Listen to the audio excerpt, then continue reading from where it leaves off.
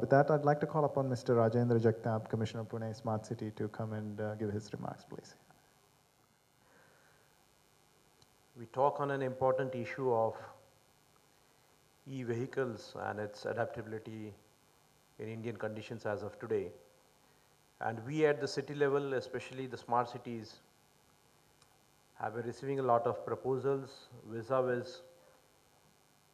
the technological changes and the introductions that have to happen and take place in the last 2.5 years so. The first initiation with respect to the Government of India in form of the FAME 1 subsidy scheme was the first impetus that came across, not just for the industry but for the cities per se, wherein a kind of a competition was evolved to have a basket of goodies across different vehicles that could be utilized across the city, wherein we were told to put in not just the public transportation e-buses that would add to the city, but also medium-sized vehicles that could be used for the fleets or taxis or other kind of applicable uses. And was there anything else that could be added besides the charging infrastructure? Most of the cities participated in this whole activity, and we could see that only 10 odd cities winning at the national level. The outcomes of which have been that cities could go on steadily and slowly, but with the tenders happening across various cities, the rate at which this technology was initially predicted or thought about came drastically down in the first tendering phase itself. So 2 years back, the cost of the e-bus that we are looking at was close to 1.5 to 2 CR, and we could see Indian companies like Tata is bringing down the barrier below 1 CR, and BYD or other international manufacturers bringing it down to 1.5 and below. However, what evolved out of this whole thing was, rather than going in for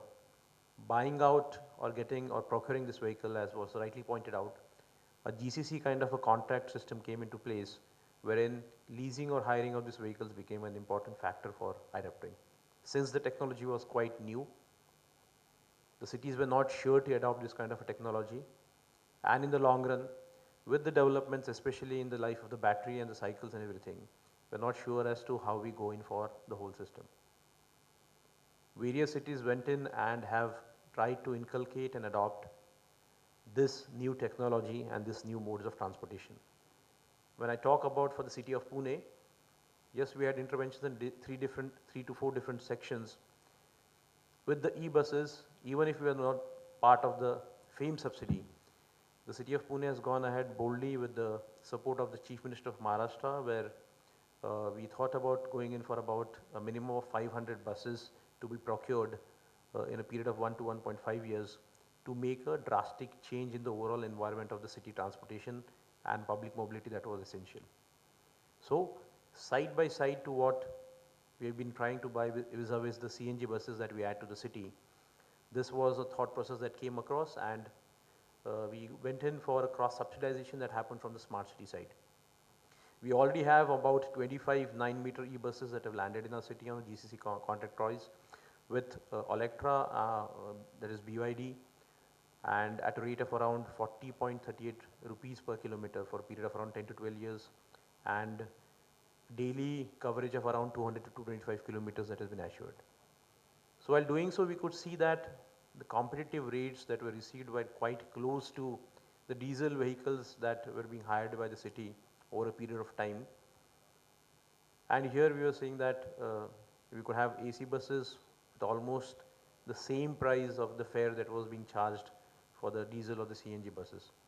So it was an addition that was widely accepted. We launched the first set of buses on 9th of February, and a period of about 1 odd month we could see that the acceptance by the citizens of Pune has been widespread. We have gone in for the second round of ordering about 125 buses of 12 meters. Again, the challenge here was, when we went for this, we wanted the BRT buses because we have about 70 kilometers of BRT routes within the city, and the height of the buses as well as having two-door system reduced the total number of carrying capacity of the buses. However, let us see how this fares about and goes forward. The second intervention that we tried to do was with the e-rickshaws or e-autos that comes as a last mile connectivity. We already had an EOI for the same thing, which will be an hop on hop off system which goes as an as an addition or an extension of the public transportation system, and hopefully with the trials that we are already undertaken in a small part of area, we will be able to deploy close to 1000 plus e-autos and e-rickshaws across the city of Pune. Lastly, there are feelers like the last mile public bicycle sharing that was happening. Small e-bikes are something which has been gradually picking up. Trials for those into enclosed areas have started, and we see that these are the few kind of instrumental of e-mobility that is gradually picking up, and trials for the same do happen at the city level that is there. But while catering for this sectors, what we see is that the charging infrastructure backup, which is beyond the reach of the local body and the local city, that has to gradually strengthen, and should be able to match up with the supply and demand that is going to come up in the near future. We have been trying to the MSEDCL, the state electricity distribution company, wherein with very small interventions of just 2 charging stations as of now coming in the public sphere, we hope that that will catch up gradually. However, the city municipal corporation has been trying to intervene and get into different areas of how to define this charging infrastructure coming up in public spaces, be it rightly pointed out, be it the parking spaces of the municipal corporation or parking spaces of other public institutions like malls, hospitals and others, where people spend considerable amount of time, in which period these vehicles can be charged, even if new technologies of quick chargers are available over a period of time.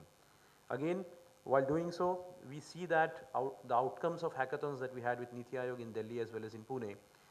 we are coming up new solutions pertaining to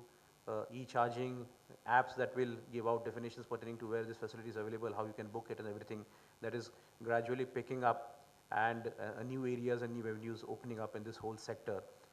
So we see that the new startup lobbies also binding up to the supply and demand that may arise in the near future, that also are positive steps that we can look at. However, we again have to fall back and look at the regulatory mechanism that can be developed, not just at the central level but at the state and local levels, to ensure that we have much more adaptability for this kind of a new technology, more acceptability that across various sectors, and lastly having incentives at various phases, be it parking infrastructure that we provide where access near the entry exit is available for e-vehicles. Various sections of parking is available as an incentive to them, as well as how we can go for reducing of taxation and other kinds of forms of modes and to ensure that the e-mobility per se catches up and becomes much more acceptable for the citizens and the cities, to make it much more smarter. Thanks a lot.